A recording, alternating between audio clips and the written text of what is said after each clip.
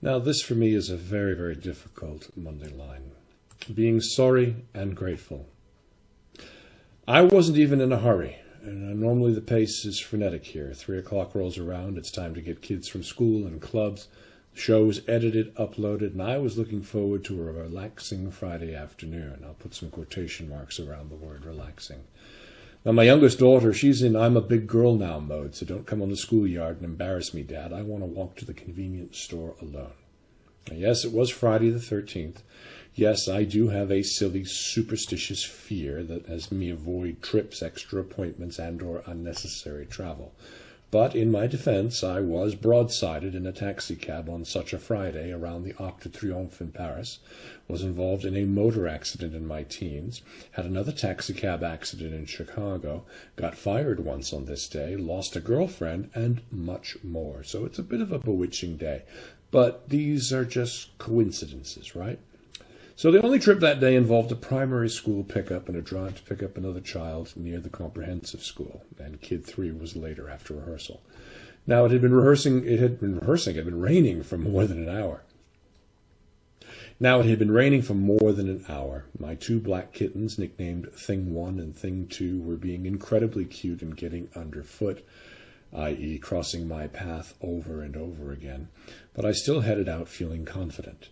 2 miles into the trip, my front windscreen, it completely fogged over. Now, we're talking 0 visibility, and instantly.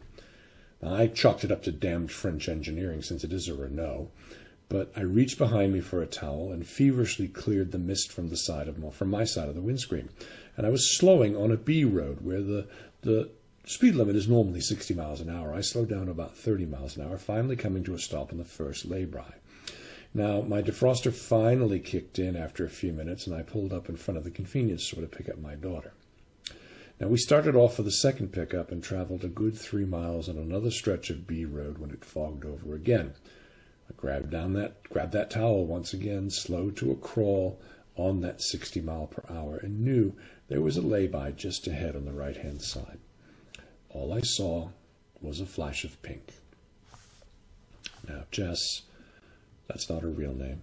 She's a 40-something-year-old brunette. She was training to run next month in the Cardiff Half Marathon.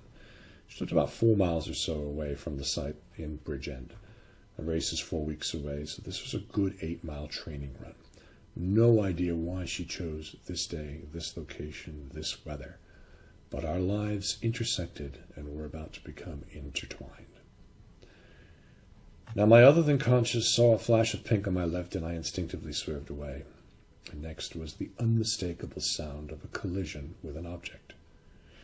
My passenger side mirror slapped off, and it came back and hit the windscreen with enough force to leave a nasty spiderweb impact mark. I came to a quick halt, saw a woman standing and holding her side, and said to my daughter, "Oh my God, I just hit that woman." I ran back to her, and she was standing somewhat dazed. And she asked if I was okay, because I was bleeding. But no, it was her elbow bleeding. I ran back to the car to get the towel. Now, how she was standing was beyond me. She complained of hip pain, and her elbow was hurt. I asked her to please get in my car and let me take you to accident and emergency. A call to emergency services in this weather would take forever, and she needed to get there now. We dropped her at casualty, exchanged contact information, and then I made a phone call to the police. Now, later that evening, I heard back from the police, but you can imagine sitting for 6 hours not hearing a word. There were no broken bones. Jess suffered deep tissue bruises on her elbow and hip. I'm not a religious person at all, but I did thank God for that small blessing. Now, I have not slept in 4 nights without the aid of a sleeping pill. She was most gracious during and naturally wants nothing to do with my concerns. I get that.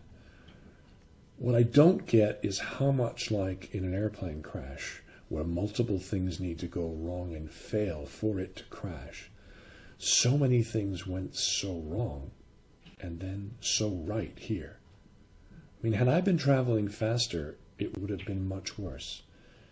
The telly adverts of the difference between a 30 and a 40 mile per hour crash on a child, I remember those vividly. 2, had I not swerved, she would have been hit fully by the car versus the mirror. Simply, the intersection of lives here could have been fatal. I hear stories from people involved in accidents where people die every single day. All they see is their victim's face. I get that. Even though Jess will likely be fine, I'm still frozen on her image, standing in the rain, doubled over in pain. I cannot forgive myself for my actions and for hurting her. I also cannot forgive myself for possibly costing her an opportunity to run in the half marathon. And I know nothing more than a mobile phone number that's not returned a call. And who can blame her? It's an ungodly sick feeling in the pit of my stomach.